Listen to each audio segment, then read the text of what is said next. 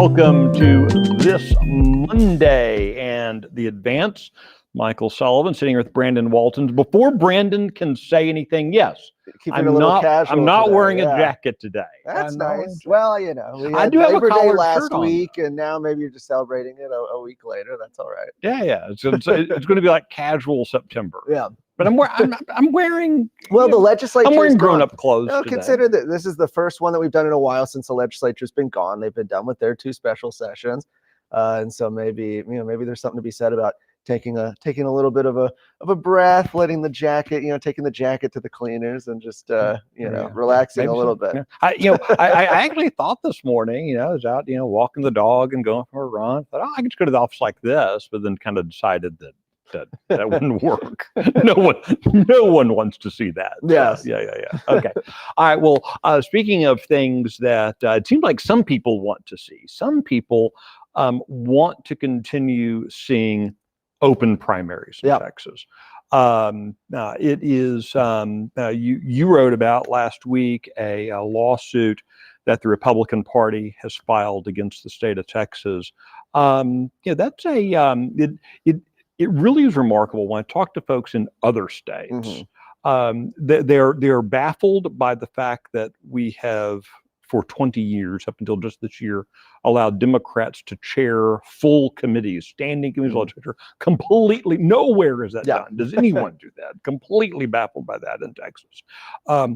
And then, when I drop the bomb on we have open primaries. Like, what? What does it even mean? They don't even understand what's an open primary. And yet in Texas, it's so ingrained.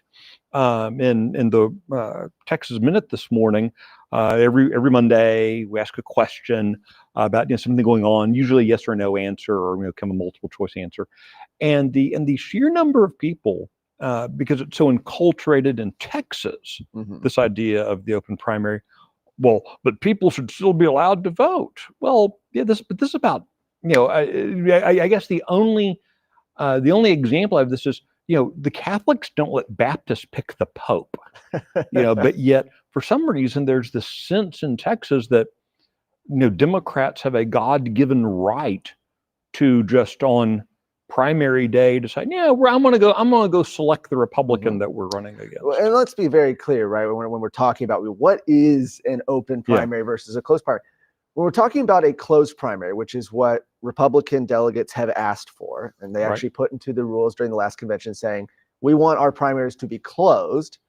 It means that if you're going to vote and select the Republican nominees, that you need to be a registered Republican. That's all it means. And Texas is a little bit of an outlier in this because you look at other states like New York or Florida, for example, and they'll talk about being a registered Republican. Well, there's no such thing in Texas about being a registered Republican. And what that has meant from a practical perspective is that you've had Democrats who might live in Republican districts go and vote for more liberal candidates in those Republican primaries in order to sort of defeat the conservative opposition and try to maintain some level of control over who the candidates are. We've seen this happen. The party has pointed out, for example, I think one of the clearest examples is if you look at former House Speaker Dade Phelan, who was pushed into a runoff last cycle, won by a few hundred votes. You could go look at the voter history and you could see that thousands of those voters had Democrat voting history, meaning that very likely it was Democrats that helped push him over. Gary Van Dever, another representative of the same example. So this is a pretty common sense thing. The party said they wanted to do it. They tweaked those rules earlier this year saying, okay, we're going to have the Secretary of State who administers elections in Texas. They're going to be the one to do it. So they'll manage who's registering and they'll keep that on hand. And what we've seen in those months since is that the Secretary of State's office has not done it. And in fact, has actually retained some pretty high-priced counsel on their end, preparing for a lawsuit, which did eventually come, was filed last week by the Republican Party of Texas. And they've made clear that this wasn't their first option, was not to go to court over this. They'd actually hoped that the Secretary of State would work with them on this.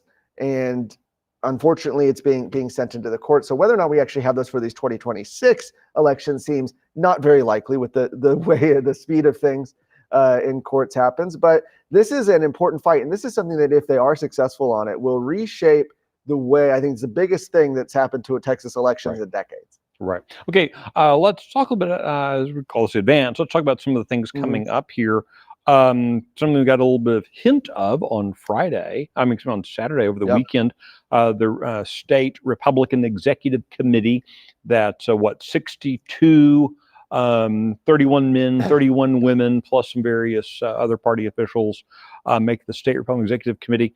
They meet quarterly. They met in Corpus Christi. You covered that meeting, paid attention to that meeting, and they selected the items that will be on the primary ballot. These kind of they're not amendments. They're not really propositions. They call them propositions. Yeah. I feel propositions sort of implies that if they pass, they're going to pass into law. And I think a lot of people look at these and say, well, we wish that was the case. They tend to be more just like a survey of Republican voters. So every Republican who goes and votes, a 2.3 million person survey. Everybody who votes in the Republican primary is going to, at the end of their ballot, after they vote for, Senate, House, all those races, they're going to be asked this set of 10 questions. And we don't have the exact language on those right now, but we do have what those topics are going to be. And they cover a lot of conservative issues, or things like eliminating property taxes, something that there's been certainly a strong voice for, ending magnets for illegal immigration, something, again, that there's been a lot of push for. And there was another interesting issue that was added to this at the meeting on Saturday, which is pushing back on Sharia law and what exactly that looks like. We'll see what the exact language is. But these are a survey of questions. I'll say, historically, most of them pass. I can't remember the last time one didn't pass. Actually, I'd be interested to go look up this afterwards to see if that's ever happened. But it ends up being essentially a tool. So if 90%, for example, of voters say we want to end magnets for illegal aliens, well, that's something that the party can use during the legislative session to say this is something that voters want. It's also something that party delegates can use next year during the convention when they're shaping the priorities and the platform for the upcoming year. So these are useful. They're not binding, though. I think that's what I always like to say. They're not binding. Well, and I think that where you saw it used the most was by, of all people, the Ag Commissioner Sid Miller, using the results from the Republican primary ballot questions about school choice to dispel the myth that school choice isn't popular in rural districts. So I think the Ag Commissioner certainly has something to say about rural Texas, and showing that in rural school districts, in rural parts of the state, school choice actually performed better than in the suburban and urban areas on that Republican primary ballot. And so this is one of those ways that this kind of, when someone just says, the polling firm of Waltens and Sullivan asked 9 people at the Dairy Queen, okay, well, who cares that poll says. But when you're asking 2.3 million voters, and it's always amazed me, Brandon, when you go down the ballot, there's drop off in votes and things. On the Republican ballot, you get to those questions and you're back up at 2.3 million people participating. Yeah, people like to vote on People like to express themselves. And so this really does become kind of at the peril, as a couple dozen lawmakers learned in 2024, it comes at their peril of going against what those primary voters want. Exactly. And so this is just one of many tools that activists will have heading into that next legislative session. But it's interesting nonetheless to see this development, even as we are still, quite a bit away from the March primaries. Yeah. Okay. Let's talk a bit about what's coming up this week. Some of the things will be making news this week. Obviously, talk a little bit. You're going to be doing a report on the SREC. Addie Hovland is taking a look at a border bust in El Paso that happened this weekend. So she'll have her up, actually coming up, I think probably, I know it's not live right now, but might be here in the next hour or so. Something to look at. Last week, Robert Montoya wrote a piece about an independent security consultant who had noted that the University of Texas had more than normal, whatever normal means, contacts with communist affiliated entities in China, including the People's Liberation Army, the Red Army. And, you had kind of the poo-pooing of, this is just some, some guy who wants to be famous or whatever. oops, today, or I guess Friday, late Friday, a report's coming out from a U.S. House committee that finds, yes, UT professors, UT campuses have been collaborating with Red China's military. Yeah, I mean, go figure. This is not what the universities certainly want out there, especially when this has been such a topic of conversation. Right. Consider it in this context that we're just coming off of a legislative session where there was a lot of discussion and ultimately legislation passed on protecting Texas from various threats posed by China, including land ownership. But we also talked about this happening in institutions of higher education. And you had some lawmakers brush off those concerns. Right. And the fact that now we actually have, this new report coming in, I think that's giving them certainly a lot of concern. Well, it's right. I mean, you have at UT some new leadership. Jim Davis as the new president of UT Austin. John Zerwas, who's been the acting chancellor, now is the chancellor. Willem Bowden, the new provost at UT. Certainly, Jim Davis and Willem Bowden both have very strong street cred among conservatives. And now here's the U.S. House pointing to this kind of problem at UT. Probably makes for an uncomfortable Monday on the 40 acres. I would have to imagine so. Yeah. Okay, speaking of education, Travis Morgan, who handles coverage of legal affairs, is going to be this week looking at Plano ISD. Initial story a week or two ago that Plano ISD had sued a couple of moms in order to, and actually had the moms arrested, apparently because they were asking too many pesky questions about what Plano ISD was and wasn't spending money on. And these moms, though, were the booster club presidents for the choir, one of the high school choirs. This is kind of this can only happen in Texas public schools, it feels like sometimes.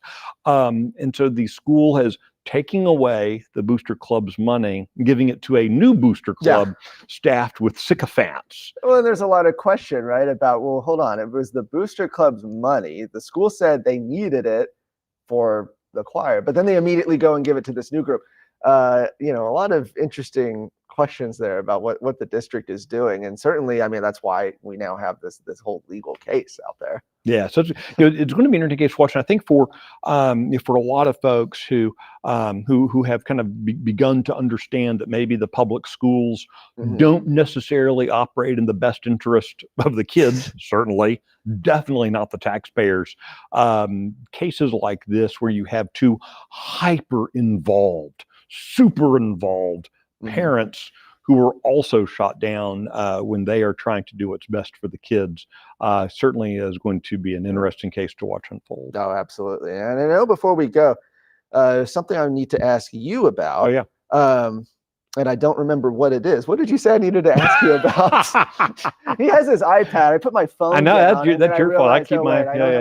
What am I asking you about? Oh, you were going to ask me about Real Texans. Now that's right. Real Texans. Real Texans. If you're not watching it, Real Texans has been great. There was an excellent interview this weekend with Will Cain from Fox News, and we've got another big one this Sunday that's coming out. Well, every Sunday is a big interview, but this past Sunday was a great conversation with Will Cain. Could you check that out? Really great guy. He does his national Fox News show from Dallas.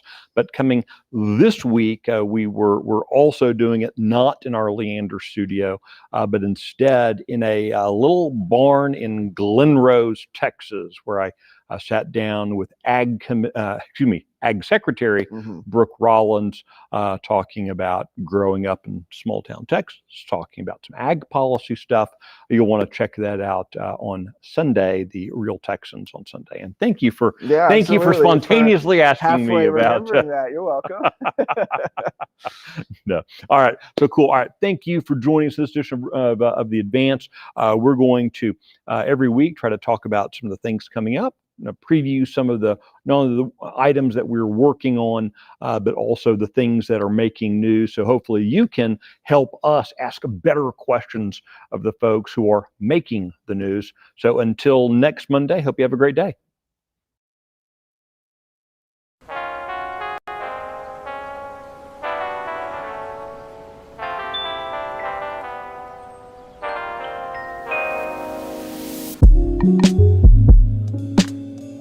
you.